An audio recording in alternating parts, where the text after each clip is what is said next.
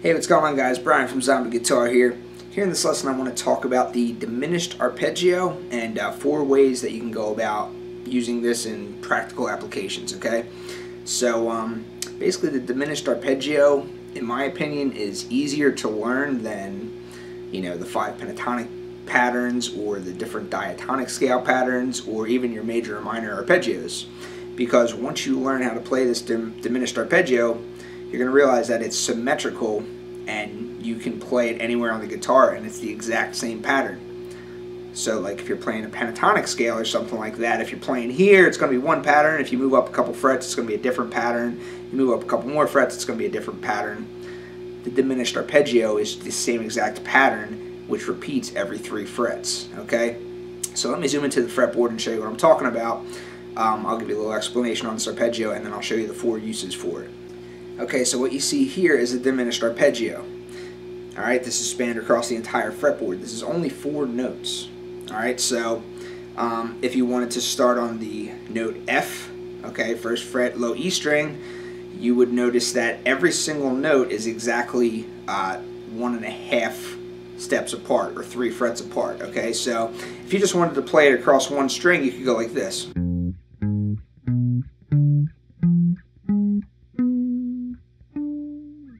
Okay, so it's all minor thirds apart. Every single note is a minor third apart from each other. Okay, so you have an F, you have an A flat, or G sharp, and then you have a B, and then you have a D. And then it repeats again. Then you're on the F, then you're on the G sharp, B, D.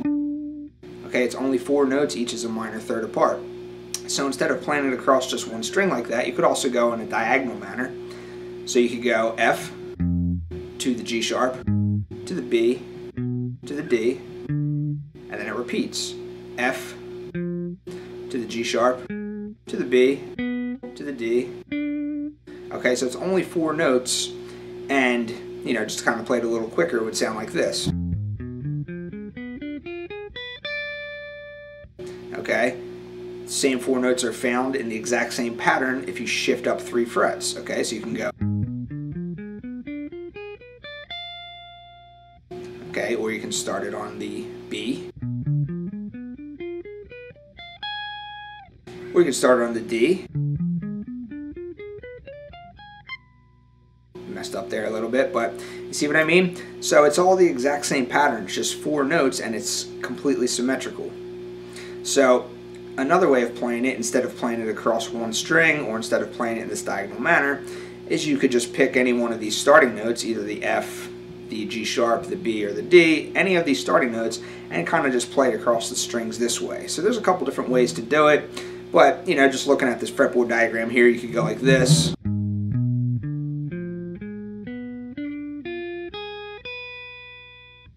Okay, and then that pattern is going to be the exact same starting on any of the notes. So if you wanted to start on the B, you could do the exact same thing.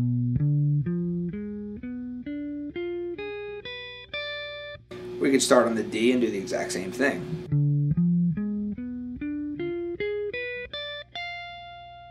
Okay, and you can mix and match the 2 if you want. It doesn't matter. You can start to do some of the pattern. You can go like this. Okay, so no matter what you want, it's just these same 4 notes. Okay, so one more thing that I want to point out before I get into the 4 applications of this is basically there's only 3 diminished arpeggios. Okay, so the one I just showed you could either, if you started on the note F, the first fret, it would be an F diminished arpeggio. Okay, if you started it on the 4th fret, it would be a G sharp diminished arpeggio. If you started on the 7th fret, it would be a B diminished arpeggio. If you started it on the 10th fret, it would be a D diminished arpeggio. Those 4 are exactly the same thing, okay? Exactly. They contain the exact same 4 notes.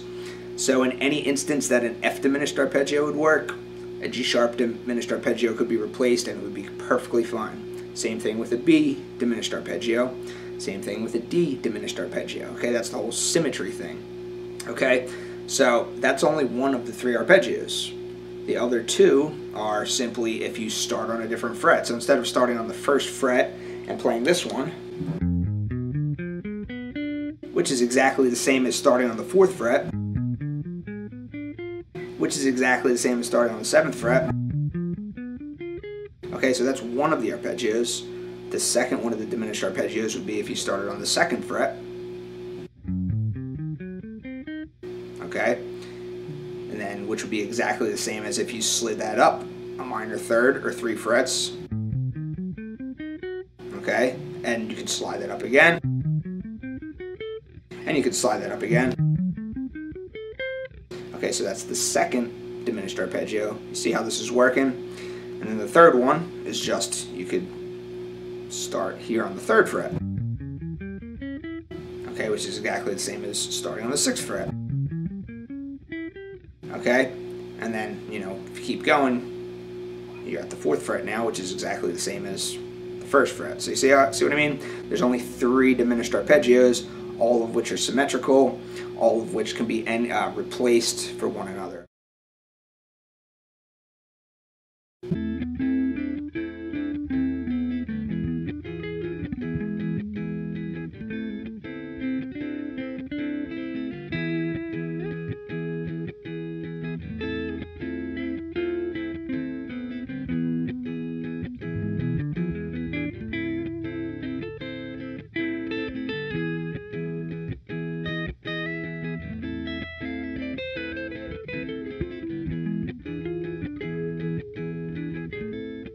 Okay, so the first one is just going to be A minor to E major.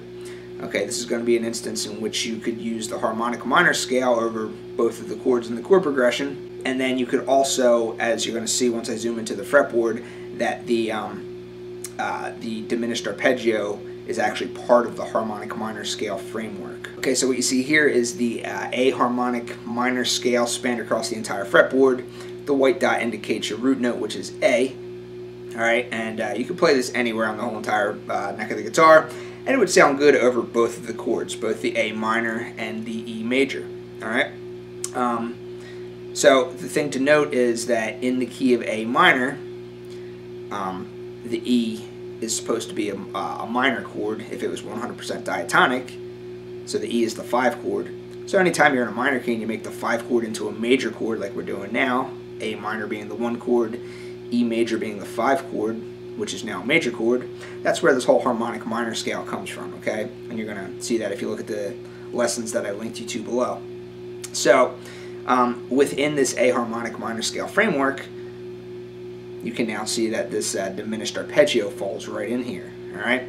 So, the red dots indicate this diminished arpeggio. So, the harmonic minor note, which is the note that falls 1/2 step below the root, you can use that as your starting point. Okay, so instead of starting on A, you would start on A flat or G sharp, whatever you want to call it, and see that this diminished arpeggio falls right in there.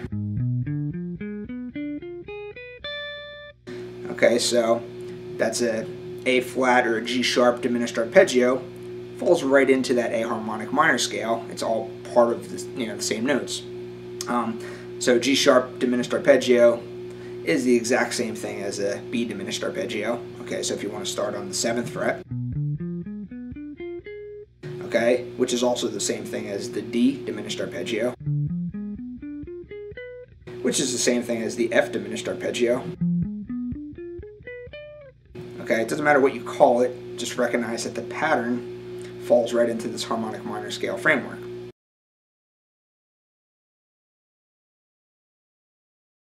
So the progression is going to be A minor to G major to F major to E major. okay, and the harmonic minor stuff / diminished arpeggio stuff is going to take place over the E major chord, because again, the E major chord, to be diatonic to the key of A minor, it should be a minor chord, okay, but if you make that chord a major chord, you make the 5 chord a major chord in a minor key, that's where the harmonic minor scale comes into place, diminished arpeggio stuff, okay?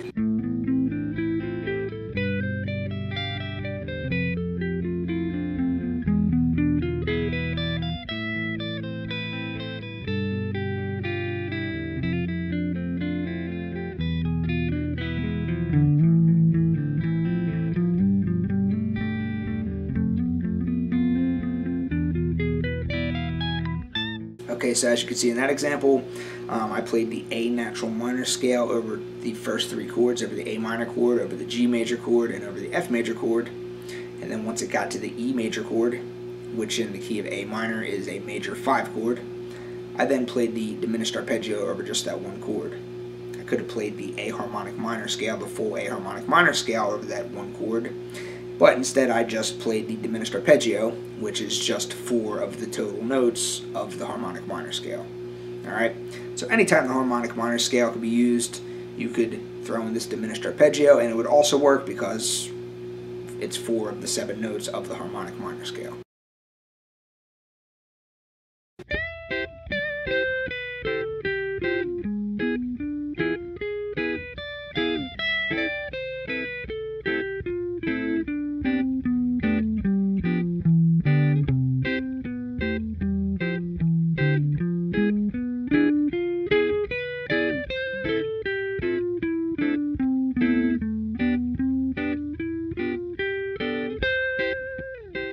Okay, so now we're going to be looking at how to use this in a major key context.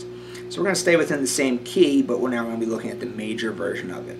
So we were doing A minor before, now we're going to look at C major.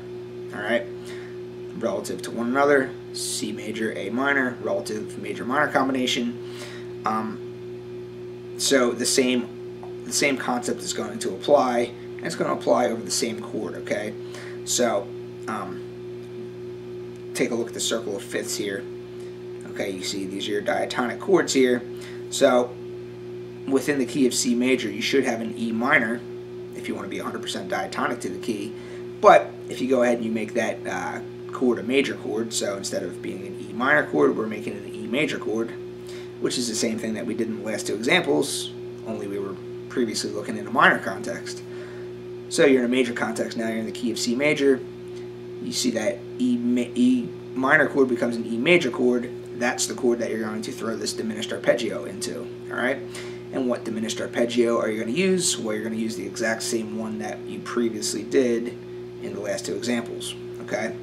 So, yeah, you just kind of have to do one more step. So you know that C major has the relative minor of A minor, okay? So A harmonic minor would be the scale to use over that E chord if it's made major, okay?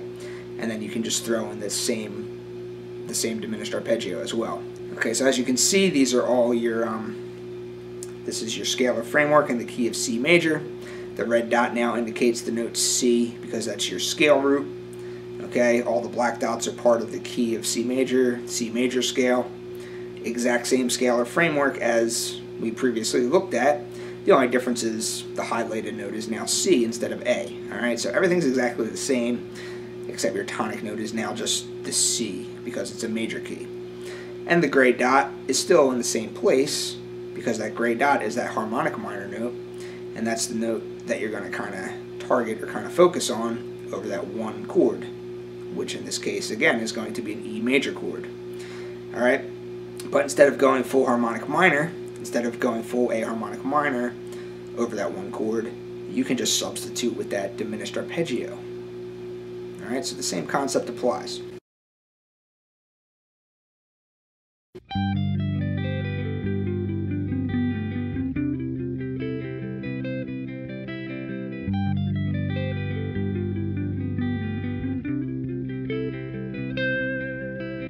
Okay, so that's just going up and down the C major scale. Now I'm going to switch it up to that diminished arpeggio over the G dominant 7 chord and listen to how that sounds.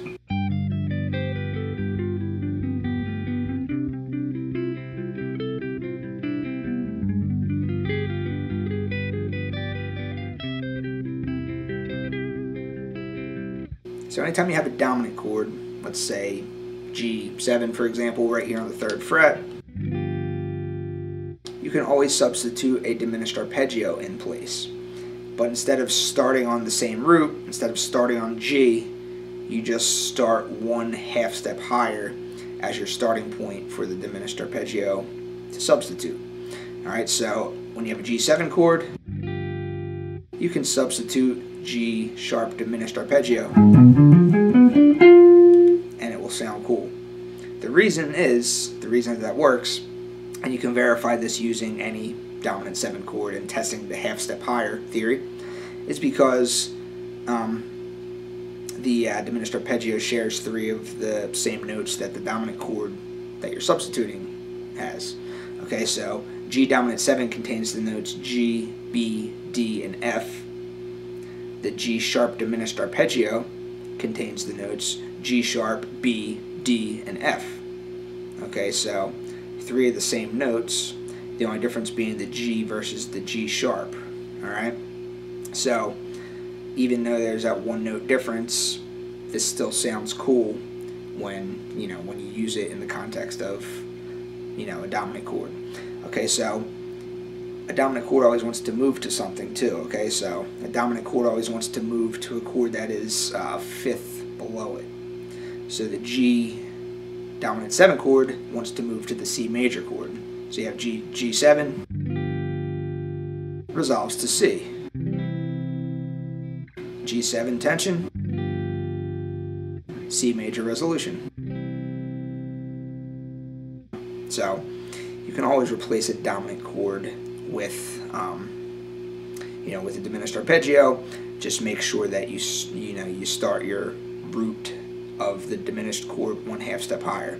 And the reason I put root in quotes is because G dominant 7, I used the G sharp diminished chord, but I could have just as easily called that the B diminished chord, or the D diminished chord, or the F diminished chord, because it's all one and the same. Alright? So anytime I have a G dominant 7 chord, I could play a B diminished arpeggio, or I could play a D diminished arpeggio, and it would all work completely fine because it shares 3 of the notes from the dominant 7 chord. Alright? So that's the 4th way that you can use these diminished arpeggios. So hopefully that makes sense. But anyway, that's going to be it for this diminished arpeggio lesson. I hope this was helpful. If you have any questions or comments, feel free to ask. I'm going to do a nice write-up on this lesson, put it on my website. Every lesson that I do, I always put a nice write-up about it, using all the charts and diagrams that I used within the video.